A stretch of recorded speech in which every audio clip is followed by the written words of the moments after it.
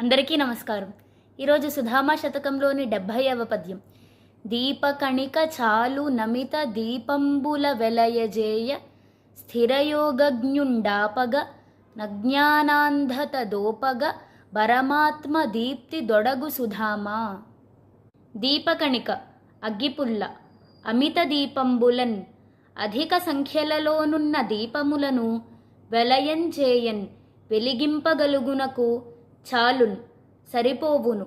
స్థిరయోగజ్ఞుండు జ్ఞానము చేత స్థిరత్వమును పొందిన జ్ఞాని అజ్ఞానాంధతన్ ఆపగన్ అజ్ఞానపు చీకటులను ఆపుటకై పరమాత్మ దీప్తితోపగన్ పరమాత్మ యొక్క వెలుగులను మన మనస్సులలో నింపుటకై తొడగున్ పూనుకొనును.